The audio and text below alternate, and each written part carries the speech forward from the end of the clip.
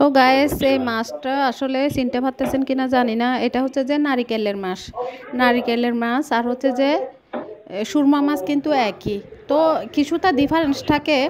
তো হচ্ছে যে আমি এটা আসলে ভুনা ভুনা করে রান্না করব। এখানে আদা রসুন পেঁয়াজ নিয়েছি গাইস, আমি কাঁচামরিচ দিব না, জাস্ট মরিচের গুঁড়া দিয়ে হচ্ছে যে এই মাছটা আমি রান্না করব। তো গাইস আমি আদা আর রসুন একসাথে বেটে নিচ্ছি। মিহি করে বেটে নেওয়ার পরে হচ্ছে যে আমি মাছের উপরে দিয়ে দিব। তো গাইস এটা দিয়ে আমি বেটে নিচ্ছি। বাটা শেষ হলে হচ্ছে যে আমি পেঁয়াজ কেটে নিয়ে হচ্ছে আমি এটা রান্না করে শুরু করে দিব। তো গাইস দেখেন মোটামুটি বাটা হয়ে যাচ্ছে, একদম মিহি করে বেটে নিচ্ছি। রসুন পেঁয়াজ বাটা হয়ে যাচ্ছে, তো আমি হচ্ছে যে এদিকে চুলার উপরে হচ্ছে কড়াইটা তুলে দিব। মাছ রান্না করার জন্য যে কড়াইটা নিয়েছি এই কড়াইটা হচ্ছে যে তুলে দিব। জাস্ট হালকা পানি ছিল বলে আমি ভালো করে পানি চখিয়ে নিচ্ছি। তো পানি শুকানো হয়ে গেলে এখানে তেল পরিমাণ মতো তেল ঢেলে দিব। তো হচ্ছে যে পানি শুকানো অপেক্ষা করার পরে তো হচ্ছে যে আমি চুলাটা একটু কমিয়ে দিলাম। কমিয়ে দেওয়ার পরে হচ্ছে যে আমি তেলটা ঢেলে দিব। আসলে গায়ে যদি পানি না শুকানোর আগে তেল ঢেলে দেন তাহলে কিন্তু তেলটা হচ্ছে যে আওয়াজ করতে পারে। তো আমি হচ্ছে যে একদম কড়াইয়ের পানি শুকানোর পরে হচ্ছে যে আমি পরিমাণ মতো তেল দিয়ে দিলাম। তো পরিমাণ মতো তেল দেওয়ার পরে তেল যখন গরম হয়ে আসবে তখন হচ্ছে যে আমি রসুন পেঁয়াজ যেগুলো বেটে নিয়েছি আর হচ্ছে যে মরিচ মশলা সব কিছু একসাথে কষিয়ে নিব। আমি প্রথমে পেঁয়াজ কুচি দিয়ে দিচ্ছি। পেঁয়াজ কুচি দেওয়ার পরে হচ্ছে যে ওখানে রসুন আর আদা বাটা সাথে দিয়ে দিচ্ছি। তো আমি হালকা হচ্ছে যে নেড়ে চেড়ে দিলাম। হালকা নেড়ে চেড়ে দেওয়ার পরে তারপরে আমি মরিচের গুঁড়াটা দিয়ে দিব। আমি এখানে কোনো কাঁচামরিচ ব্যবহার করতেছি না গাইস, আপনারা চাইলে কাঁচামরিচ দিয়েও করতে পারেন। তো আমার ছেলে হচ্ছে যে বেশি পরিমাণ মরিচ দিলে হচ্ছে যে খেতে পারে না, তার জন্য আমি জাস্ট হালকা পরিমাণ মরিচের গুঁড়া আর হচ্ছে যে মাছের মশলা আর হচ্ছে যে লবণ হলুদ দিয়ে আজকে এই মাছের রান্নাটা করে ফেলবো। মাছের রান্নাটাতে আমি কিন্তু বেশি পরিমাণ ঝোল না দিয়ে জাস্ট মাখা মাখা করে এই মাছ রান্নাটা করে ফেলবো। তো গাইস আসলে নারিকেলের মাছ বলেন সুরমা মাছ বলেন আমার আসলে এভাবে পছন্দ। অনেকে কিন্তু অনেক কিছু যেমন আলু টমেটো এসব দিয়ে রান্না করে ফেলে, কিন্তু আমার আসলে এরকম পছন্দ না। তো আমার মাখা মাখা ঝোল হলেই একটু ভালো লাগে। তো হচ্ছে যে আমি এটা কষানোর সময় যে পরিমাণ ঝোলটা দিয়ে দিব আর পরে আর কোনো ঝোল দিয়ে এই মাছটা রান্না করব না। জাস্ট আমি এখানে যে ঝোলটা দিয়ে দিব এটা দিয়ে কিন্তু আমার রান্নাটা শেষ করে ফেলবো। তো হচ্ছে যে এই ঝোলটা যেন না শুকায় তার জন্য হচ্ছে যে নিচের জালটা একটু কমিয়ে দিতে হবে।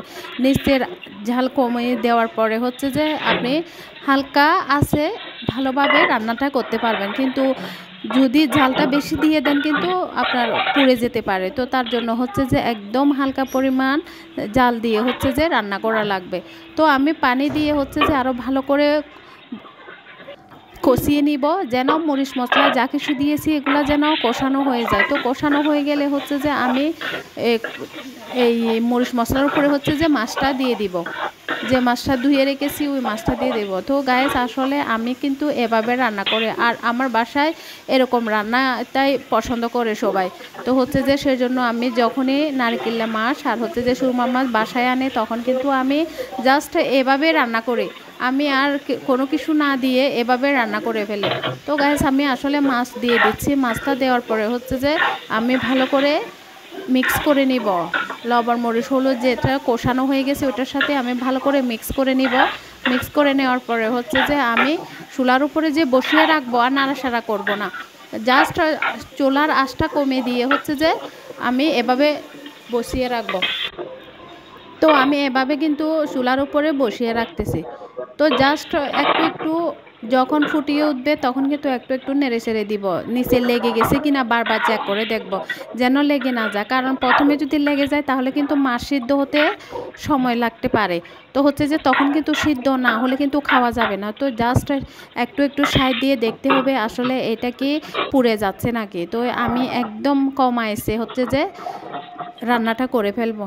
গাইস আসলে এরকমভাবে রান্না করলে কিন্তু রান্নার মজাটা আসলে অন্যরকম হয়। তো জাস্ট মজা, সেজন্য আমার বাসায় সবাই এরকম রান্নাই পছন্দ করে। তো আমিও সব সময় এভাবে রান্না করে ফেলি। তো গাইস আসলে দেখেন আমার মাছের রেসিপিটা কেমন হয়েছে। আমি জাস্ট এভাবে হালকা হালকা নেড়ে চেড়ে দিব, যেন নিচে লেগে যেতে না পারে।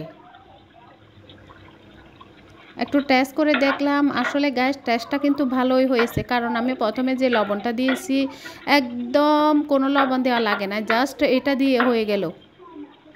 তো আমি সেজন্য হচ্ছে যে আমি পরিমাণ মতো লবণ প্রথমেই দিয়ে দিই, পরে যেন দিতে না হয়। প্রথমে দিলে হচ্ছে যে সব কিছু মাছের সাথে যখন অ্যাড হয়ে যাবে তখন কিন্তু তরকারি অনেকটাই মজা হয়। পরে যদি লবণ দেন তাহলে কিন্তু এটা মিক্স নাও হইতে পারে। তো সেজন্য প্রথমেই কিন্তু পরিমাণ মতো লবণ দেওয়ার চেষ্টা করবেন। তো আমি হচ্ছে যে জাস্ট এভাবে নাড়াচাড়া করে